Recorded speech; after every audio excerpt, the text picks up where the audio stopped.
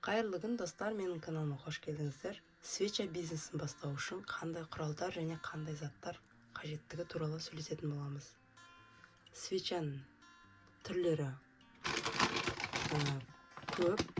Менде бар свечалардың түрлерін таныстырып өтейін.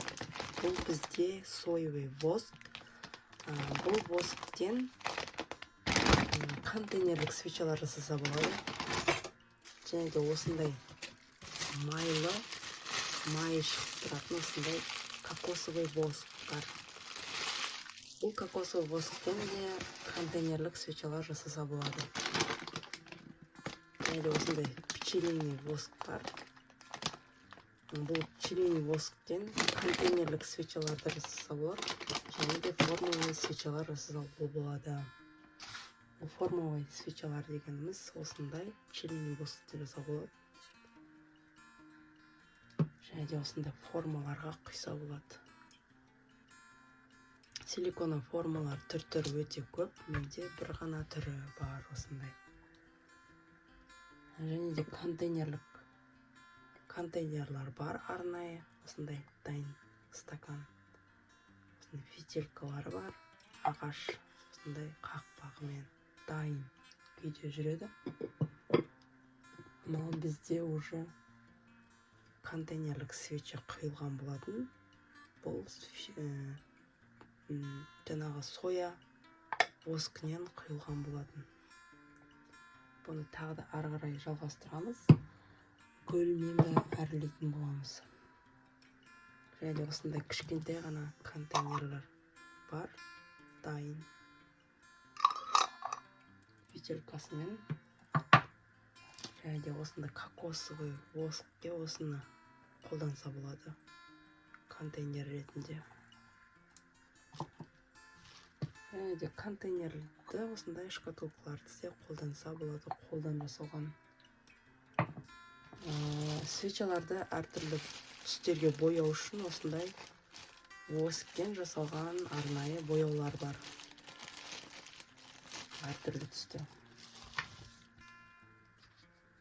Және де жаңа осындай пчелиный восктен жасағанда гүлді формаларын келтіру үшін осындай құралдар қажет. Ол негізі торттың бетінде гүлдерді қолданатын құрал. Осы свечаға да қолданып көргім келді. Және де осындай гүлдің жапырақтарын, формаларын бастырып алуға болады. Бұл формаларды басқан кезінде табиғи көрініп тұрады. Сол үшін осындай формаларды қолданған дұрыс. Егер осындай гүлдер әртүрлі жасайтын болсаңыздар, осындай иіс шығарып тұру үшін осындай майлар бар, иіс майлары. Свечаға арналған. Менде осындай иіс майлар бар. Бұлар сабынға да және де осы свечаларға да қолдануға болады. Және де осындай кептірілген сухоцветылар бар. Гүл, роза, мындай. Бұларды свечаның контейнерлік свечаларды бетін әрлеу үшін керек. Осындай гүлдің, роза гүлдердің күлте жапырақшалары бар. Және де осындай сухоцветылар алған болатын. Fix Price деген магазиннен алдым осындай. Әртүрлі түсінен. Және осындай. Фитилкалардың екі түрі бар. Ағаш түрі осындай.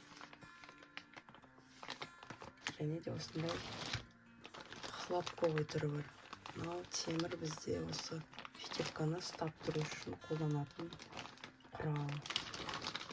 Мынау бізде фитилканы ұстап тұратын арнайы наклейкалар. Набор болып келді. Және де контейнерлік свечаларымыздың сыртын әрлеу үшін осындай наклейкалар қолдансаңыздар болады. Арнайы. Не болмаса өздеріңіздің логотиптеріңізді шығарып алып қолдансаңыздар болады.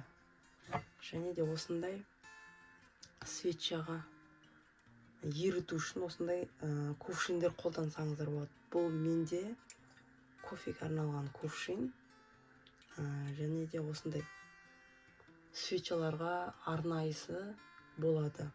Соларды алсаңыздар болады. Осындай ас таразысы бар, ас үй таразысы. Осындай ас үй таразысын де алып, керек мөлшерде қолдану үшін осындай ас таразасы міндетті түрде керек болады. Және де осындай свечамызды еріткенде термометріміз керек. Осы термометрмен температурасын қадағалап отыру үшін.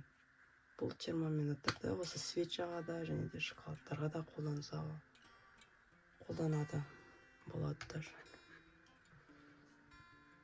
Осы құралдармен свеча бизнесін бастап кетсеңіздер болады.